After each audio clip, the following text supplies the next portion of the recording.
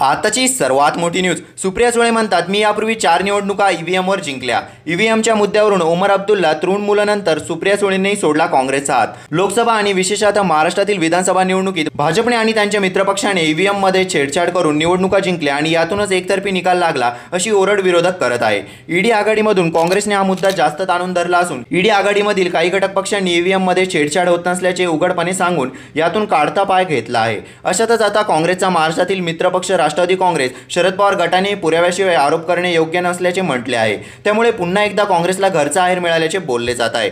ज्येष्ठ नेते शरद पवार यांच्या कन्या बारामतीच्या खासदार सुप्रिया सुळे यांनी यासंबंधीचे वक्तव्य केले आहे. त्यामुळे अनेकांच्या भुवया उंचावल्या आहेत. सुप्रिया सुळे यांनी बुधवारी सांगितले, मी ठोस पुराव्याशिवाय इलेक्ट्रॉनिक मतदान यंत्रावर कोणतेही आरोप करू शकत नाही, पण इतर पक्षांनी ईव्हीएममध्ये छेडछाड केल्याचा दावा केल्यामुळे या विषयावर चर्चा आवश्यक आहे. माझ्याकडे ठोस पुरावे असल्याशिवाय आरोप करणे योग्य नाही असे मला वाटते. मी यापूर्वी 4 निवडणुका ईव्हीएमद्वारे जिंकल्या आहेत, अशी भूमिका सुप्रिया सुळे यांनी पुण्यात मांडली आहे. सुप्रिया सुळे यांच्या विधानामुळे राजकीय वर्तुळात चर्चांना उधाण आले आहे. विरोधाच्या मुद्द्यावरून ईडी आघाडीत ताळमेळ नसल्याचे बोलले जात आहे. जम्मू काश्मीरचे मुख्यमंत्री आणि नॅशनलचे कॉन्फरन्सचे नेते ओमर अब्दुल्ला यांनी यापूर्वी ईव्हीएम संबंधीच्या काँग्रेसच्या आरोपांवरून काँग्रेसची कानउघडणी केली होती. ईव्हीएम बाबत काँग्रेसकडून घेतल्या जाणाऱ्या आक्षेपांना ओमर यांनी हास्यास्पद ठरवले होते. तर त्यांनी म्हटले होते की जेव्हा तुम्हाला याचा ईव्हीएमवर लोकसभेत 100 जागा मिळतात तेव्हा तुम्ही पक्षाचा कसा विजय झाला याचे गुणगान गाता. अशाच नवनवीन व्हिडिओ बघण्यासाठी आपल्या चॅनलला लाईक आणि सबस्क्राईब करायला विसरू नका.